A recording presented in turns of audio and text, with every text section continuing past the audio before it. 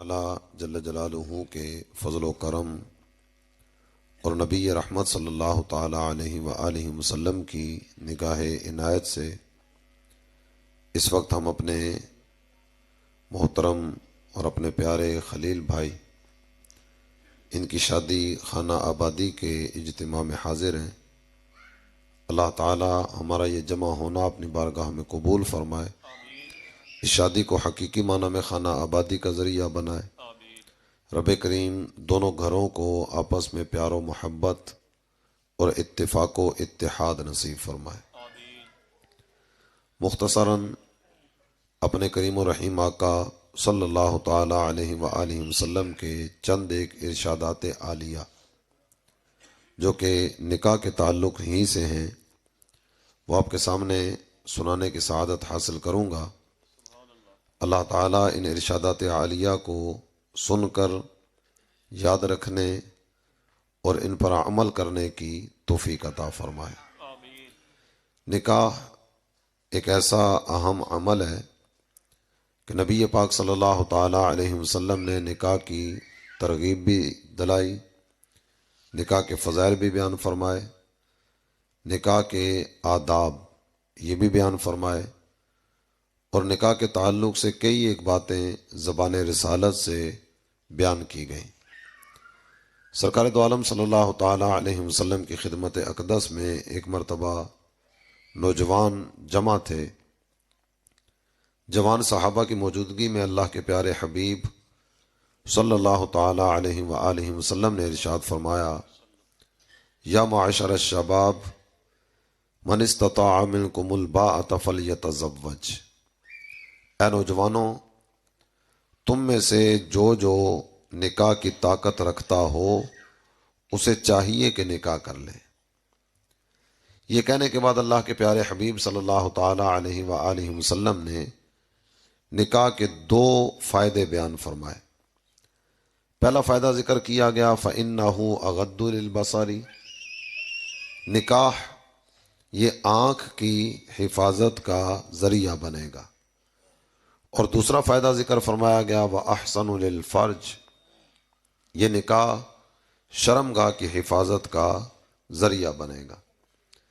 تو سرکار دو عالم صلی اللہ تعالی علیہ وسلم نے نکاح کی ترغیب دلائی، اور نکاح کی ترغیب دلانے کے بعد اللہ کے پیارے حبیب صلی اللہ تعالی علیہ وآلہ وسلم نے نکاح کے دو عظیم فائدے یہ بیان فرمائے۔ چاہے اس کے بعد دوسری حدیث مبارکہ کی طرف اگر بڑھیں تو عام طور پر آپ دیکھتے ہیں کہ جس وقت کسی کی شادی کا گھر والے ارادہ کرتے ہیں تو پہلے ایک مرحلہ یہ آتا ہے کہ گھر کے بڑے بوڑھے یہ آپس میں مل جل کر بیٹھتے ہیں، گفتگو وغیرہ چلتی ہے، اور عام طور پر ایک سوال ہوتا ہے جس سوال کا جواب یہ سب مل جل کر تلاش کر رہے ہوتے ہیں۔ وہ سوال یہ ہے کہ جناب اپنا بچہ جوان ہو گیا، اب اس کی شادی کر دینی چاہیے۔ شادی کرنے کا ارادہ تو ہو چکا، لیکن سوال یہ ہے کہ لڑکی کیسی ہونی چاہیے۔ جتنے افراد جمع ہوتے ہیں نا، ہر ایک اپنی اپنی رائے دے رہا ہوتا ہے، ہر ایک کی طرف سے کچھ نہ کچھ بات چیت کا سلسلہ چل رہا ہوتا ہے۔ کوئی حسب نسب اور خاندان کی بات کرتا ہے، کوئی خوبصورتی اور حسن و جمال کی بات کرتا ہے، کوئی کمال کی بات کرتا ہے، کوئی مال کی بات کرتا ہے۔ دیکھو اپنا بچہ تو کرتا کچھ نہیں ہے، اگر کسی یو کے نیشنلٹی ہولڈر کا رشتہ مل جائے گا نا، اسی بہانے چلو یہ بھی جہاز پہ چڑھ جائے گا۔ اگر کوئی ایسی لڑکی مل جائے نا جو حسن و جمال والی ہو تو چلو اپنی فیملی میں کچھ بلے بلے ہو جائے گی۔ رشتہ کرنا ہی ہے تو ایک اچھے خاندان میں رشتہ ہونا چاہیے، اونچے خاندان میں رشتہ ہونا چاہیے۔ یہ مختلف طرح کی باتیں ہوتی ہیں جو آپس میں مل جل کر بیٹھ کر کی جا رہی ہوتی ہیں۔ اللہ کے پیارے حبیب صلی اللہ تعالی علیہ وآلہ وسلم نے ان تینوں چیزوں کا جس پر ہم بات کر رہے ہوتے ہیں اس کا بھی ذکر کیا، اور اس کے ساتھ نہ ایک چوتھی چیز اور بھی پلس فرمائی۔ سرکار علی وقار مکہ مدینہ کے تاجدار صلی اللہ تعالی علیہ وآلہ وسلم آپ ارشاد فرماتے ہیں تنکح المرأۃ لأربع لمالہا ولجمالہا ولحسبہا ولدینہا۔ سرکار فرماتے ہیں چار وجوہات کی بنا پر لڑکی سے نکاح کیا جاتا ہے، مال کی وجہ سے، حسن و جمال کی وجہ سے، حسب نسب اور خاندان کی وجہ سے، اور چوتھی چیز سرکار نے ذکر فرمائی دینداری کی وجہ سے۔ ہم چونکہ عام طور پر تین چیزیں دیکھ رہے ہوتے ہیں، مال دیکھا جا رہا ہوتا ہے، جمال دیکھا جا رہا ہوتا ہے، حسب نسب خاندان دیکھا جا رہا ہوتا ہے، چوتھی چیز جس کا ذکر کیا نا، عام طور پر ہماری توجہ اس کی طرف نہیں ہوتی۔ مال دیکھا جا رہا ہوتا ہے، جہیز کتنا لے کر آئے گی، نکاح ہو جانے کے بعد اپنے بچے کے ساتھ کس طرح کا مالی برتاؤ ہوگا، حسن و جمال کے اعتبار سے غور کیا جا رہا ہوتا ہے، خاندان کے اعتبار سے غور کیا جا رہا ہوتا ہے۔ آپ شاید ہی کوئی گھر اس طرح کا بیان کر سکیں، اور اگر کوئی بیان کریں گے بھی نا تو وہ بھی شاید اپنی مجموعی آبادی کو سامنے رکھتے ہوئے غور کیا جائے تو وہ 0.0000 کچھ جا کر آئے گا۔ نہیں، بہت کم لوگ ہیں جو دینداری دیکھنے والے ہوتے ہیں۔ رشتہ کرنے لگے تو سب سے پہلے لڑکے کا عقیدہ کیا ہے، لڑکی کا عقیدہ کیا ہے، عقیدے میں بگاڑ تو نہیں ہے۔ اس کے بعد عقائد کی اصلاح کے ساتھ ساتھ عمل کی اصلاح کی بھی حاجت ہے نا۔ نماز بھی پڑھتی ہے یا نہیں، روزے بھی رکھتی ہے یا نہیں، تلاوت قرآن بھی کرنا آتی ہے یا نہیں، عقیدے کے اعتبار سے کوئی خرابی تو نہیں ہے، ماں باپ سے اور گھر کے دیگر افراد سے بات کرنے کی تمیز بھی ہے یا نہیں۔ یہ وہ چیزیں ہیں جن کی طرف عام طور پر توجہ نہیں ہوتی۔ پوچھا جاتا تو کیا والد کا کام کرتا ہے، بھائی کا کام کرتا ہے، خود اس کی اپنی تعلیم کتنی ہے، اور تعلیم بھی دنیاوی تعلیم نا، تعلیم کتنی ہے، یہ دو چار چیزیں پوچھنے کے بعد نہ چہرہ دیکھا، اس کے بعد رشتہ ہاں یا نہ، اس طرف آگے بڑھ گئے۔ میرے آقا نے چار چیزوں کا ذکر کیا، مال، جمال، حسب نسب اور خاندان، اور چوتھی چیز بیان فرمائی دینداری۔ سرکار ان چاروں چیزوں کا تذکرہ کرنے کے بعد نا جو فیصلہ کرتے ہوئے ارشاد فرماتے ہیں، میرے آقا فرماتے ہیں فَاظْفُرْ بِذَاتِ الدِّينِ، دین والی سے نکاح کرنا کامیاب ہو جاؤ گے۔ اب تھوڑی دیر کے لیے تصور کریں ایک ایسے گھر کا کہ جس گھر میں آنکھ کھلتی ہے، آنکھ کھلنے کے بعد نا سب سے پہلا جو کام کیا جاتا ہے نا، یا تو تلاوت قرآن ہو رہی ہوتی ہے یا نماز فجر کی ادائیگی کا اہتمام ہو رہا ہوتا ہے۔ اللہ کا نام، اللہ کے رسول کا نام۔ جس گھر میں صبح کی ابتدا ہی اپنے رب کی بارگاہ میں جبین نیاز جھکانے سے ہوئی، اب تصور کیجئے کہ اس گھر میں کتنی برکتیں نازل ہوتی ہوں گی، کس قدر اللہ کی رحمتیں نازل ہوتی ہوں گی، اور کس قدر اللہ تعالیٰ کی عنایات کریمانہ کا سلسلہ ہوتا ہوگا اس گھر میں، جس گھر کی ابتدا، دن کی ابتدا تلاوت قرآن سے، نماز سے، اور اللہ تعالیٰ جل جلالہ اور اس کے پیارے حبیب صلی اللہ تعالیٰ علیہ وسلم کی یاد سے ہوتی۔ اس کے بعد اگر تھوڑا سا آگے بڑھتے ہیں نا، جس وقت لڑکی کا رشتہ تلاش کرنے کے لیے گئے تھے نا، اس وقت توجہ تھی مال کی طرف، جمال کی طرف، حسب نسب اور خاندان کی طرف۔ نکاح ہو گیا، نکاح کے کچھ وقت کے بعد نا اب بچوں کی آمد کا سلسلہ شروع ہوا، بچے تھوڑے تھوڑے بڑے ہونے لگے۔ ابا جی تو ہوتے ہیں سارا دن اپنی محنت مزدوری کے لیے کام دھندے پر، دوسرے شہر میں، دوسرے ملک میں، کسی اور جگہ پر۔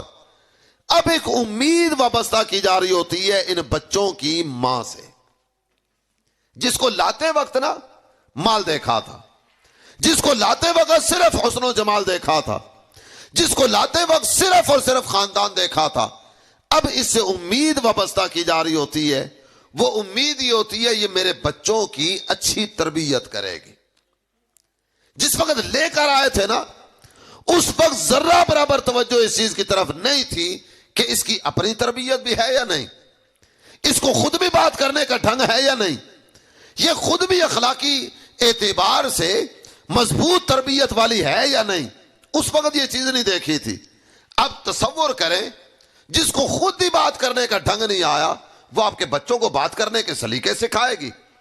جس کو خود تلاوت قرآن کرنا نہ آئی، وہ آپ کے بچوں کو تجوید کے ساتھ قرآن پڑھائے گی۔ جس نے خود زندگی میں کبھی نماز ادا نہیں کی، وہ آپ کے بچوں کو نمازی بنائے گی۔ جس نے خود بھی دین کا نام سنتے ہی نہ طبیعت میں ہیجانی کیفیت پیدا ہو جاتی تھی، وہ آپ کے بچوں کو دیندار بنائے گی۔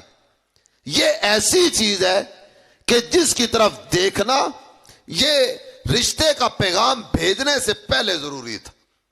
اعلی حضرت امام اہل سنت نے اولاد کے جو حقوق بیان کیے ہیں نا، اولاد کے حقوق میں سب سے پہلا حق جو اعلیٰ حضرت امام اہل سنت نے بیان فرمایا وہ نکاح سے بھی پہلے کا ہے، اور وہ حق یہ ہے کہ جس کو اپنے بچوں کی ماں بنانے کے لیے منتخب کر رہا ہے نا، یہ دیکھ لے کہ اس کی دینی تربیت کس طرح کی ہے، دینی سوچ کس طرح کی ہے، دینی افکار کس طرح کے ہیں، اس کا عقیدہ کیا ہے، اس کا عمل کیا ہے، اس کے دیگر معاملات کیا۔ یہ اولاد کا پہلا حق ہے جو نکاح کرنے سے بھی پہلے کا ہے۔ اور اکبر الہ آبادی کی ایک بات آپ کے سامنے رکھوں، اکبر الہ آبادی کہتا ہے بے ادب ماں با ادب اولاد جن نہیں سکتی۔ جو خود بے ادب ہے نا وہ با ادب بچے جنے اس کا امکان کم ہوتا ہے۔ بے ادب ماں با ادب اولاد جن نہیں سکتی، مادن فولاد مادن زر بن نہیں سکتی۔ آپ کو سونے کے ذرات چاہیے نا، تو سونے کے ذرات لینے کے لیے آپ لوہار کی بھٹی کا رخ نہیں کریں گے۔ لوہار کی بھٹی میں لوہے کے ذرات کے علاوہ کیا ملے گا؟ سونے کے ذرات کی طلب ہے نا، تو سونار کی بھٹی کا رخ کرنا پڑے گا۔ آپ یہ چاہتے ہیں کہ آپ کی اولاد با ادب رہے، با ادب بنے، تو ان کے لیے با ادب ماں کا انتخاب کیا جائے۔ یہ بات سرکار نے لڑکے والوں کو فرمائی کہ جب لڑکی کا رشتہ تلاش کرنے کے لیے جاؤ نا تو دینداری کو دیکھنا۔ اور لڑکی والوں سے جو بات ذکر فرمائی گئی وہاں میرے آقا نے دو چیزوں کو ذکر فرمایا۔ جب تمہارے پاس کسی ایسے لڑکے کا رشتہ آ جائے نا، لڑکا دیندار ہو، اچھے اخلاق والا ہو، میرے آقا فرماتے ہیں یہ دو چیزیں اگر پائی جائے نا تو اللہ کی رضا کے لیے اپنی لڑکی اس کے نکاح میں دے دو۔ دیندار ہے، نماز پڑھنے والا ہے، عقیدے میں کوئی بگاڑ نہیں ہے، عقیدے اور اعمال کی اصلاح کا سلسلہ ہے، دیندار ہے، اچھے اخلاق والا ہے، اللہ کی رضا کے لیے اپنی لڑکی اس کے نکاح میں دے دو۔ چاہے اس کے بعد اگر اس بات کو لے کر مزید آگے بڑھیں، نکاح کا سلسلہ ہوتا ہے تو اپنے ہاں نا دیہات میں، گاؤں میں، قبیلے میں، خاندان میں، برادری میں، شہر میں ایک انداز جو ہمارے ہاں اپنایا جاتا ہے، اس نے شادی کس طرح سے کی تھی، مجھے کس طرح کرنی، اس نے جناب اتنی ڈشز تیار کروائی تھی نا، تو اب مقابلے کا ماحول برقرار رکھنے کے لیے مجھے اس سے 2 قدم آگے نکلنا ہے۔ اس نے یہ کیا تھا، اب آگے بڑھنے کے لیے مجھے یہ کرنا ہے۔ بعض اوقات نہ کئی کام ہم دوسرے کا منہ لال دے کرنا اپنا منہ تھپڑ مار مار کے لال کر رہے ہوتے ہیں، اور اتنا خرچ بعض اوقات کیا جا رہا ہوتا ہے کہ کئی سال گزر جاتے ہیں، جو شادی ہوئی تھی نا، شادی پر لیا جانے والا قرض ابھی تک ادا ہی نہیں ہوا۔ شادی ہو گئی اور اگر پوچھا جائے نا جناب بچہ کیا کرتا ہے، بچہ ابھی کرتا کچھ نہیں ہے، نکاح ہو جائے گا نا اس کے بعد کو کام ڈھونڈے گا۔ جب بچہ کرتا کچھ نہیں، شادی پر 15-20 لاکھ ایسے ہی خرچ کر دیا۔ اگر یہ 15-20 لاکھ بچا لیا جاتا، چلے 5-10 لاکھ میں آپ نے شادی کی، یہ بچا لیا جاتا، کم خرچ کر لیتے اور چند ہزار میں شادی کا سلسلہ کر کے انہی پیسوں سے بچے کو کاروبار کروا دیا جاتا، کام کروا دیا جاتا، تو آنے والا وقت بھی آسانی کے ساتھ گزرتا اور رات بھی سکون کی نیند سوتے کہ نہ کسی کا لینا نہ کسی کا دینا۔ آپ کے سامنے حدیث رکھوں، اللہ کے پیارے حبیب صلی اللہ تعالی علیہ وآلہ وسلم ارشاد فرماتے ہیں، ان اعظم النکاح برکتا ایسرہ مؤونتا، سب سے زیادہ ببرکت نکاح وہ ہے جس میں مشقت کم ہو۔ جس میں مشقت کم ہونا وہ نکاح برکت والا ہے۔ اب غور کیجئے، ہمارے ہاں جو ایک انداز پایا جاتا ہے نا، لڑکے والے الگ قرضہ اٹھا رہے ہوتے ہیں، لڑکی والے الگ قرضہ اٹھا رہے ہوتے ہیں، وہ الگ مقروض ہوتے ہیں، یہ الگ مقروض ہوتے ہیں۔ اور اس کے بعد تھوڑا سا پیچھے جائیں نا، ایک وقت تھا کہ جناب وہ لڑکے والے نا جہیز کی لسٹ بھیجتے تھے، لڑکی یہ بھی لے کر آئے، یہ بھی لے کر آئے، یہ بھی لے کر آئے۔ بعض اوقات بات چیت کرتے کراتے کچھ نہ کچھ تقاضا کر دیا جاتا تھا، کوئی 2-4 چیزوں کی ڈیمانڈ کر دی جاتی تھی، یا پوری ایک فہرست بنا کر اس کا تقاضا کیا جاتا تھا۔ لڑکے والوں نے یہ انداز اختیار کیا، اب لڑکی والوں نے بھی کوئی نہ کوئی راہ تو نکالنی تھی نا۔ لڑکی والے اب یہ دوسری راہ کی طرف چل پڑے، لڑکا ماہانہ کتنا دے گا، سالانہ کتنا دے گا، مکان لڑکی کے نام لگوانا ہوگا، یہ جہیز میں یہ جو آج نکاح کے دن جتنا بھی زیور ڈالا گیا نا، یہ سب لڑکی کی ملکیت ہوگا، یہ کئی طرح کی چیزیں ہیں جن کو اب لڑکی والوں نے بھی اپنانا شروع کیا. پہلے یہاں سے مشقت کا سلسلہ شروع ہوتا تھا، اب وہاں سے بھی کچھ نہ کچھ سلسلے شروع ہوئے. اور ایک چیز آپ نے نوٹ کی ہوگی، ابھی نکاح نہیں ہوا، نکاح کی تقریب جاری ہے، بارات جمع ہے، نکاح خان بھی موجود ہے، اور یہ ابھی تقریب نکاح کا انعقاد ہونے جا رہا ہوتا ہے. اتنے میں کونے سے آواز آتی ہے جناب طلاق دی نا، طلاق کی صورت میں اتنا دینا ہوگا. ابھی نکاح ہوا ہی نہیں، نکاح سے پہلے ہی طلاق کا موضوع چھڑ رہا ہوتا ہے.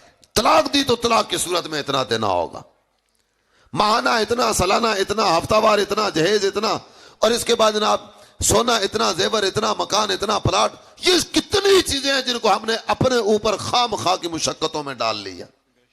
آپ تصور کریں اور حکم شرعی کو سامنے لائیں. حکم شرعی کیا ہے؟ نکاح کر لیا نا تو بیوی کی رہائش شوہر کے ذمے ہے، کھانا پینا شوہر کے ذمے، لباس شوہر کے ذمے. یہ ساری چیزیں تو شریعت پہلے ہی شوہر کے ذمے کر چکی ہے. تو ہمیں ماہانہ، سالانہ اور اس طرح کے جھنجٹوں میں پڑنے کی حاجت ہی کیا ہے؟ لڑکے والے الگ مشقت میں آئے، لڑکی والے الگ مشقت میں آئے. نتیجہ یہ نکلا کہ مشقت آ گئی، برکت چلی گئی. مشقت ہی مشقت رہ گئی، برکت جاتی رہی. ماشاءاللہ اس وقت ہمارے درمیان کئی ہمارے بزرگ بھی تشریف فرمائے، سفید ریش بڑی عمر والے. اللہ تعالیٰ ان کی عمروں میں مزید برکت عطا فرمائے. آپ تھوڑی دیر کے لیے ان کے پاس بیٹھ کر پوچھ لیجئے کہ یہ بتائیے جتنی طلاقیں آج ہو رہی ہیں، کیا آج سے 15-20 سال پیچھے چلے جائیں تو کیا 20 سال پہلے بھی اتنی طلاقیں تھیں؟ ماضی میں جاتے ہیں کوئی اتنی لمبی چوڑی طلاقوں کا سلسلہ نہیں تھا. جب پہلے نہیں ہوتی تھی، آج اتنی طلاقیں کیوں ہو گئی؟ پہلے کے دور کے بارے میں تو کہا جاتا نا جہالت تھی، لوگ پڑھے لکھے نہیں تھے، لوگوں کو بات کرنے کی تمیز نہیں تھی. آج تو جناب پڑھا لکھا دور آ گیا نا، تعلیم عام ہو گئی، نئی روشنی آ گئی. یہ اتنا زیادہ پڑھنے لکھنے کے بعد بھی اب تو سدھار آنا چاہیے تھا نا. بگاڑ کی طرف قوم کیسے نکل گئی؟ ماضی میں اگر طلاق کم ہوتی تھی تو پڑھے لکھے دور میں داخل ہونے کے بعد یہ تعداد اور نیچے کی طرف آنی چاہیے تھی. یہ اضافے کی طرف کیوں گئی؟ اس کے اسباب پر غور کریں نا.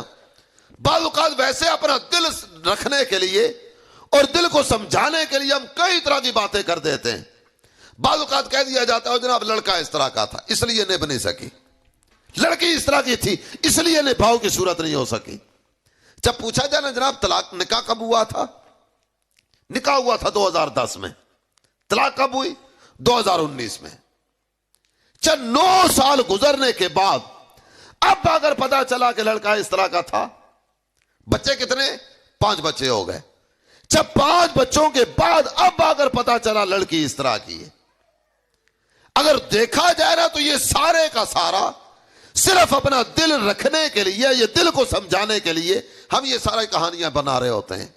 در حقیقت اندر کھاتے کہانی کچھ اور ہے. اب غور کریں تو ہو سکتا ہے اس کے اسباب میں سے ایک سبب یہ ہو کہ ہم نے برکت کو رخصت کر کے نہ مشقت پہ ہاتھ رکھا. جب میرے آقا فرما چکے کہ سب سے زیادہ ببرکت نکاح یہ وہ نکاح ہے جس میں مشقت کم ہو، تو اب ہمیں چاہیے کہ برکت پہ ہاتھ رکھیں، مشقت کو ایک طرف کر دیں. اگر یہاں سوال کیا جائے نا کہ جناب یہ بتائیے نکاح کرنا ہو تو کم از کم کتنی رقم درکار ہے، تو لاکھوں سے نیچے شاید کوئی فکر نہیں آئے گا. جبکہ شریعت مطہرہ نے نکاح میں لازمی کیا کیا ہے؟ حق مہر. حق مہر اس میں بھی عورت کو اختیار ہے، بیوی کو اختیار ہے، چاہے تو وصول نہ کرے، معاف کر دے. اور جو اس کی کم از کم رقم رکھی گئی ہے نا وہ 3.25 تولے چاندی ہے اس کی قیمت. کم از کم مہر اتنا ہے. یہ چلے ادا بھی کیا نا تو کم از کم جو شریعت نے لازمی کیا وہ اتنا 3.25 تولے چاندی ہے اس کی قیمت. ولیمہ سنت موقدہ ہے. کوئی لازمی نہیں ہے کہ بارات میں جناب سینکڑوں کی فوج جائے گی تو ہی نکاح ہوگا. کوئی لازمی نہیں ہے کہ 400-500 بندے کا ولیمہ ہوگا تو ہی نکاح ہوگا. جیسی کیفیت ہے ویسا سلسلہ کر لیا جائے، برکت آئے گی، مشقت جائے گی. اچھا اس کے بعد مزید ایک قدم آگے بڑھیں تو نکاح کا سلسلہ ہوتا ہے نا، نکاح بارات میں کس کس کو بلانا ہے اس کے لیے بھی گھروں میں میٹنگ ہوتی، ولیمے میں کون کون آئے گا اس کے لیے بھی باقاعدہ سے میٹنگ ہوتی، آپس میں مل جل کر گفتگو کا سلسلہ ہوتا ہے، آپس میں بیٹھتے ہیں، کاغذ قلم ہاتھ میں ہوتا ہے اور باقاعدہ سے لسٹ تیار کی جا رہی ہوتی۔ لسٹ تیار کرتے وقت اپنے پیش نظر جو چیز ہوتی ہے وہ کیا ہے اور سرکار کا فرمان کیا ہے۔ ہمارے پیش نظر جو ہوتا ہے نا وہ یہ، نام آیا نا، نام سنتے ہی جس کے ہاتھ میں کاغذ قلم ہوتا ہے نا کہتے یار اس کو کیوں بلا رہے ہو، اس کا نام سائڈ پہ کرو۔ چاہے دوسرا نام آیا اور یار اس کو بھی بلانے کا کوئی فائدہ نہیں ہے، اگلی بات کرو۔ ایک چیز جو اپنے ذہن میں ہوتی ہے نا لسٹ تیار کرتے وقت وہ یہ ہوتی ہے کون کام آیا تھا، کون کام آ سکتا ہے۔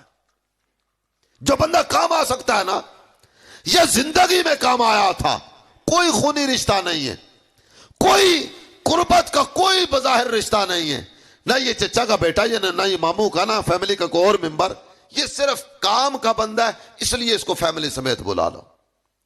اور اپنا خونی رشتہ دار اپنے باپ دادا کی اولاد ہے لیکن بیچارہ غریب ہے، دے کچھ نہیں سکتا، یہ آئے گا صرف کھائے گا اور چلا جائے گا، ہے خونی رشتہ دار لیکن غریب ہے، اس کا نام ایک طرف چلا گیا۔ اور جس کے ساتھ دور دور کا کوئی رشتہ نہیں ہے نا، بندہ کام کا ہے، اس کو فیملی سمیت بلا لیا گیا۔ سرکار کا فرمان سنیے، میرے آقا فرماتے ہیں شر الطعام طعام الولیمہ یدعا لها الاغنیاء ویترک الفقراء۔ میرے آقا فرماتے ہیں سب سے زیادہ برا کھانا یہ اس ولیمے کا کھانا ہے جس میں مالداروں کو دعوتیں دے دے کر بلا لیا جائے اور میرے غریب امتی چھوڑ دیے جائیں۔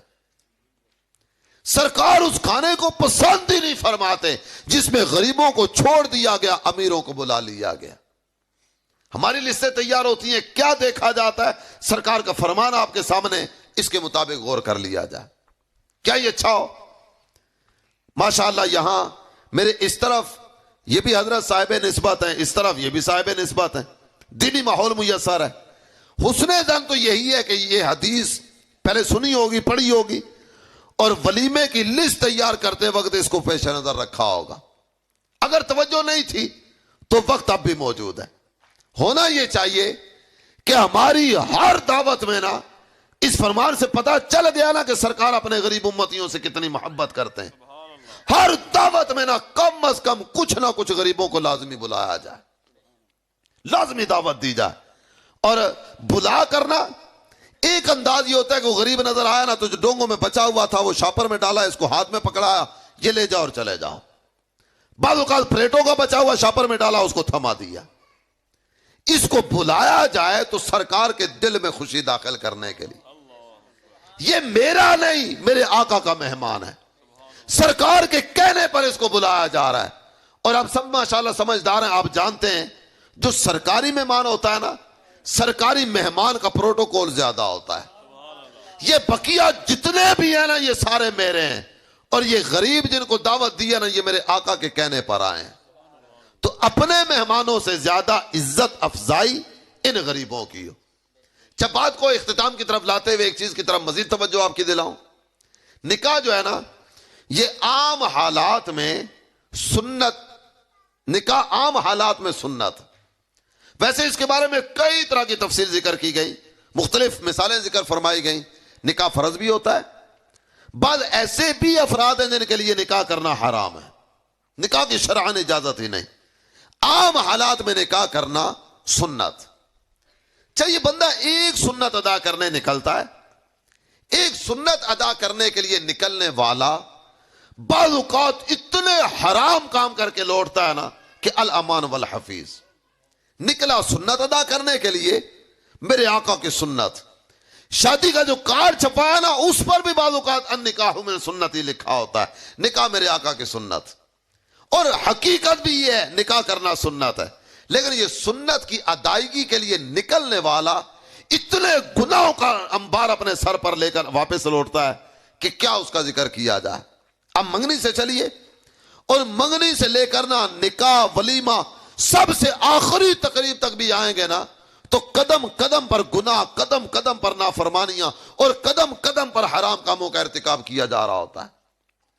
اب منگنی سے چلیں، ویسے تو اس سے پیچھے بھی اگر نکلتے ہیں نا تو پہلے ہوتا تھا کہ جناب ابا جی ان کو ٹینشن ہوتی تھی بچے کے نکاح کی، ماں کو ٹینشن ہوتی تھی، گھر کے بڑوں کو ٹینشن ہوتی تھی، لڑکی تلاش کرنے کے لیے یہ نکلتے تھے۔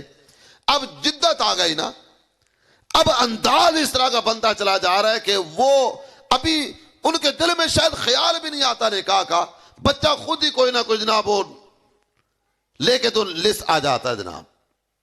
جب منگنی کی رسم کی طرف اگر بڑھتے ہیں تو یہ اس کو انگوٹھی چڑھا رہا ہے، یہ اس کو انگوٹھی چڑھا رہی ہے، حالانکہ یہ دونوں ایک دوسرے کے لیے اجنبی ہیں۔ شریعت نے ابھی قطعاً اجازت نہیں دی کہ وہ اس کا ہاتھ تھامے یہ اس کا ہاتھ تھامے۔ منگنی ہو گئی، منگنی ہو جانے کے بعد مزید آگے بڑھتے ہیں نا تو اب قدم قدم پر غور کرتے چلے جائیں گے کہاں کہاں یہ قوم ٹھوکریں کھاتی۔ منگنی ہو گئی، منگنی ہو جانے کے بعد دھولے کا نمبر دلہن کے پاس چلا گیا، دلہن کا نمبر دھولے کے پاس آ گیا، آپس میں میل ملاقات بھی شروع ہو گئے، رابطے بھی شروع ہو گئے، گپ شپ بھی شروع ہو گئے، حالانکہ ابھی صرف ارادہ کیا ہے کہ ان دونوں کا آپس میں نکاح کریں گے، ابھی نکاح ہوا نہیں۔ اور جدت والے ماحول کی طرف اگر دیکھتے ہیں نا تو ایسے ایسے انداز بھی نظر آتے ہیں اور محسوس ہوتے ہیں یا بیان کیے جاتے ہیں، سننے میں آتے ہیں کہ دولہا دلہن، لڑکا لڑکی، یہ دونوں ہی اپنی شادی کی خریداری کرنے خود ہی نکلے ہوتے ہیں، ابھی نکاح نہیں ہوا، نکاح ہوا ہی نہیں، شریعت اجازت ہی نہیں دیتی کہ یہ آپس میں میل ملاقات کا سلسلہ کریں، لیکن یہ سارے سلسلے چلا رہے ہوتے ہیں۔ کتنے واقعات آپ کی معلومات میں ہوں گے، منگنی ہوئی، کئی سال تک منگنی چلتی رہی، بعد میں نکاح نہیں ہوا، منگنی ٹوٹ گئی۔ اور ایسا بھی ہوتا ہے کہ منگنی ہوئی، نکاح ہوا ہی نہیں، لیکن جو نہیں ہونا چاہیے تھا وہ ہو چکا۔ مزید آگے بڑھتے ہیں نا، نکاح کے دن قریب آنے لگے، نکاح کے دن قریب آئے تو اب لڑکے والے یہ بھی اپنے گھر میں ڈھولک رکھتے ہیں، لڑکی والے یہ بھی اپنے گھر میں ڈھولک رکھتے ہیں، اور باقاعدہ سے نا گھر گھر میں جا کر پیغام دیا جاتا ہے، بچے کی شادی کا ڈھول رکھا ہے، ساری خواتین کو بھیجنا ہے۔ اچھا، یہاں اگر کسی دینی گھر کی خاتون اس وجہ سے یا کوئی بھی خاتون اس وجہ سے نہیں آتی کہ گانے کی تو شریعت نے اجازت ہی نہیں دی، ڈھول بجانے کی تو شریعت نے اجازت ہی نہیں دی، ان کاموں کے کرنے کی تو شریعت اجازت ہی نہیں دیتی، تو سیدھا سیدھا کہہ دیا جائے گا جناب ہمیں تو پہلے ہی پتا تھا، اسے خوشی نہیں ہوئی ہمارے بیٹے کی شادی کی، یہ تو پہلے ہی چلتے ہیں ہمیں دیکھ کے، انہیں کیا لگے اس چیز سے، ہماری خوشی میں جو ہمارے ساتھ نہیں ہے ہماری طرف سے وہ مر گیا، یہ ہمارے لیے مر گیا، ہم اس کے لیے مر گئے۔ حالانکہ اگر دیکھا جائے سنت ادا کرنے چلے تھے نا تو یہ حرام کاموں کے ارتکاب کی طرف کیسے چل پڑے۔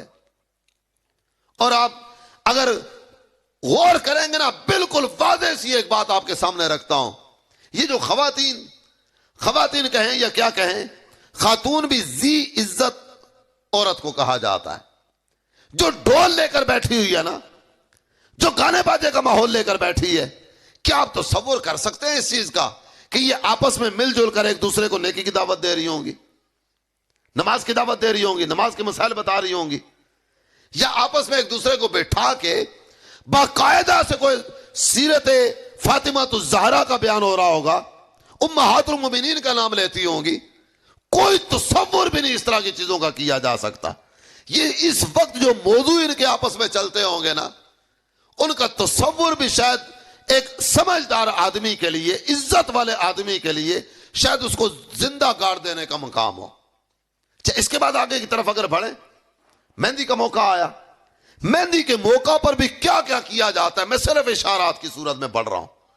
میرے آقا سے پوچھا گیا حضور نیکی کیا ہے، گناہ کیا ہے؟ سرکار نے فرمایا استفتی قلبک، اپنے دل سے پوچھ لے، اپنے آپ سے پوچھ لے نیکی کیا ہے، گناہ کیا ہے۔ یہ جتنی بھی چیزیں ہیں نا، اب سارے اپنے آپ کو اپنے ضمیر کے کٹارے میں کھڑا کر کے پوچھئے، یہ کام کرنے کی شریعت مجھے اجازت دیتی ہے؟ کیا شریعت اجازت دیتی ہے کہ میں اس انداز میں یہ کام کروں؟ اس کے بعد آگے بڑھتے ہیں، بارات کا دن آیا، بارات والے دن انتہائی معذرت کے ساتھ، میرے مووی والے بھائی بھی موجود ہیں لیکن کسی کی دل آزاری مقصود نہیں ہے، حق بات سب کے سامنے رکھنا چاہ رہا ہوں۔ یہ آپ خود گئے، کیمرے والے بھائی سے رابطہ کیا، یہ رابطہ کر کے نا ایڈوانس بھی دیا، بیانہ بھی دیا، وقت بھی طے کیا، سب کر کرا کے ان کو اپنے گھر میں بلایا۔ گھر کی خواتین تیار ہو رہی ہیں، پوری سج دھج کے ساتھ یہ تیاری کا سلسلہ جاری ہے. یہ مووی والے صاحب کبھی اس کمرے میں جائیں گے، کبھی اس کمرے میں جائیں گے، کبھی بارات میں آگے کبھی پیچھے، ہر طرف گھومتے نظر آئیں گے. اور اگر تصور کریں نا، جو ایک حقیقت ہے وہ آپ کے سامنے رکھ رہا ہوں. یہ کیمرہ گھوم گھوم کر خواتین میں کن چہروں پر جا کر ٹکتا ہوگا، بار بار کیمرہ کہاں جا کے رکتا ہوگا. کوئی بڑھیا کالے چہرے والی، بھدی، نحیف، لاغر، جو کھونڈی پکڑ کے چل رہی ہے، جس سے چلا ہی نہیں جا رہا، یہ بار بار کیمرہ وہاں نہیں جائے گا. یہ کیمرہ گھوم گھوم کر بار بار اس چہرے پر جا کر رکے گا جو چہرہ اپنے دل کو بھاتا ہوگا. یہ بار بار وہاں جا کے کیمرہ رکے گا. اب بازار جائیں، بازار میں جو ہی جا کر آپ نے اپنی گاڑی کھڑی کی نا، آپ کے ساتھ آپ کے گھر کی کوئی خاتون موجود تھی، بیٹی، بہن، بیوی، ماں، کوئی اور گھر کی خاتون موجود تھی. جو ہی آپ گاڑی سے نکلتے ہیں نا، ایک صاحب فوراً موبائل لیتے ہیں اور بالکل سامنے آ کے نا کیمرہ آن کر کے پکچر لینے لگتے ہیں. اب مجھے بتائیے آپ کے جذبات کیا ہوں گے؟ آپ کے جذبات، آپ کی قلبی کیفیت اس وقت کیا ہوگی؟ کیا اس وقت آپ مرنے مارنے کے لیے تیار نہیں ہو جائیں گے؟ کیا اس وقت آپ کے جذبات یہ نہیں ہوں گے کہ کچھ بھی ہو جائے میں ظالم کو قصہ تمام کر کے چھوڑوں گا؟ اس میں اور اس میں، یہ مووی والے صاحب جو آپ خود ایڈوانس دے کر بلا کر لائے، ان میں اور بازار میں کیمرہ لے کر تصویر بنانے والے میں فرق کیا ہے؟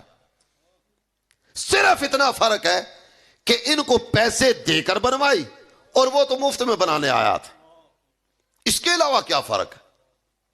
یہ صرف سنت ادا کرنے نکلے تھے نا، ایک سنت کی ادائیگی کے لیے نکلنے والا یہ اتنے سارے حرام کاموں کا ارتکاب کرتا ہوا کیسے جا رہا ہے؟ یہ اتنے سارے ناجائز کام کرنے کی طرف کیسے بڑھ گیا؟ اور اس کے بعد مزید اگر آگے بڑھتے ہیں، ولیمے کا دن، بارات کا دن، وہ گھر جس گھر کی خواتین پر زندگی میں کسی کی نظر نہیں پڑی، بارات والے دن نا وہ بھی دوپٹہ گلے میں ڈال کے گھوم رہی ہوتی. اور اگر کسی طرف سے کوئی آواز آ جائے نا، دینی ماحول ہو، کوئی حافظ صاحب کسی گھر میں ہو، کوئی دعوت اسلامی والا کسی گھر میں ہو، کوئی اور کسی نیک بندے سے نسبت رکھنے والا کسی گھر میں ہو، اگر کوئی بات کر دے نا، جناب ہم بارات میں جا رہے ہیں نا، یہ بینڈ باجے کی کیا حاجت؟ یہ کیوں ڈھول طبلہ سارنگی کو ہم بلوائیں؟ یہ کیوں ان جھنجٹوں میں ہم پڑیں؟ ہم تو اللہ اور اس کے رسول کے ماننے والے ہیں نا، ہم بارات کے ساتھ نعتیں پڑھتے ہوئے جائیں گے.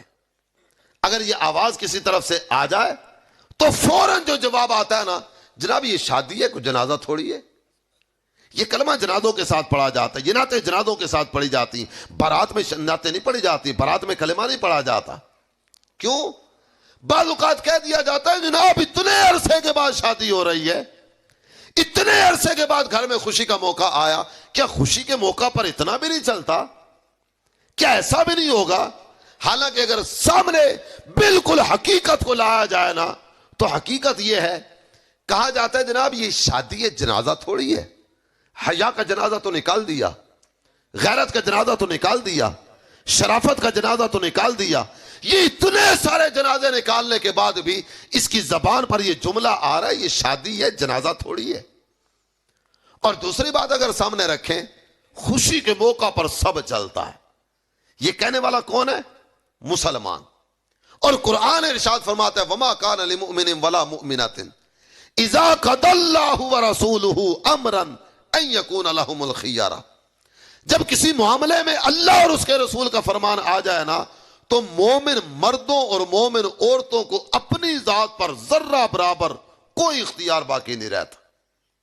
اللہ کا فرمان آ گیا، اللہ کے رسول کا فرمان آ گیا، تو موقع خوشی کا ہو یا غمی کا، مسلمان کے لیے صرف اور صرف اللہ اور اس کے رسول کا فرمان چلتا ہے، اس کے علاوہ کچھ بھی نہیں چلتا. مسلمان تو صرف یہ دیکھنے والا ہوتا ہے میرا رب اس معاملے میں کیا کہتا ہے، میرے محبوب نے اس بارے میں کیا کہا. قرآن کہتا ہے واللہ ورسولہ احق ان یردوہ، اللہ اور اللہ کا رسول یہ زیادہ حق رکھتے ہیں کہ ان کو راضی کیا جائے. تو آئیے اللہ اور اس کے رسول کو راضی کرنے کی طرف بڑھیں، خوشی کا موقع ہو یا غمی کا موقع. ابھی کئی طرح کی باتیں ہیں جو اس ضمن میں مزید آگے بیان کی جا سکتی ہیں. بارات جاتی ہے، بارات کا رستہ روکنے والی لڑکیاں ہوتی ہیں، ڈیلنگ کرنے والے مرد ہوتے ہیں. لڑکیوں سے ڈیلنگ کرنے کے لیے لڑکیاں آگے نہیں بڑھتی، مرد آگے بڑھتے ہیں۔ اس کے بعد آگے بڑھیں تو کرسی اٹھائی، جوتا چھپائی اور پتہ نہیں کیا کیا اوٹ پٹانگ حرکات۔ ان میں بھی اگر دیکھیں نا تو لڑکیاں لڑکے کے ساتھ، دولہے کے ساتھ، دولہا سب کا محرم تھوڑی ہے، اور عام طور پر سسرال میں جہاں جا رہا ہوتا ہے تقریباً بہت کم خواتین ہوتی ہیں جو اس کی محارم میں ہوتی ہیں۔ محارم بھی ہوں تو اختلاط تو ہوتا ہی ہے نا۔ تو شریعت اس بارے میں کیا کہتی ہے؟ بات وہی کروں گا جو میرے آقا نے فرمائی۔ سرکار نے فرمایا استفتی قلبک، نیکی کیا ہے، گناہ کیا ہے، اپنے دل سے پوچھ لے، اپنے آپ سے پوچھ لے۔ اللہ تعالی ہمیں عمل کی توفیق عطا فرمائے۔ ماشاءاللہ دونوں بھائیوں نے بہت اچھا عمل کیا کہ شادی کا موقع ہے نا، یہ وہ موقع ہوتا ہے کہ جس موقع پر بندہ نافرمانی کی دلدل میں دھنسنا چلا جاتا ہے۔ خوشی کا موقع ہے تو سارے گاؤں والوں کے لیے ایک مثال قائم کر دی گئی کہ شادی اس طرح بھی ہوتی ہے۔ آؤ سارے مل کر اپنے آقا کا ذکر کرتے ہیں اس لیے کہ ہمارے بھائی کی شادی۔ آؤ سارے مل کر اپنے آقا کا نام لیتے ہیں، جس آقا کے صدقے یہ دن دیکھنا ملا نا، اسی آقا کا نام لیتے ہوئے اس دن کو گزارتے چلے جائیں گے۔ اللہ تعالیٰ ان دونوں بھائیوں کو برکتیں عطا فرمائے، سارے گھر کو برکتیں عطا فرمائے۔ رب کریم اس مبارک عمل کو اپنی بارگاہ میں قبول فرمائے، دارین کی سعادتیں نصیب فرمائے، اور اللہ اس شادی کو حقیقی معنی میں خانہ آبادی کا ذریعہ بنائے۔ آمین بجاہ النبی الامین صلی اللہ۔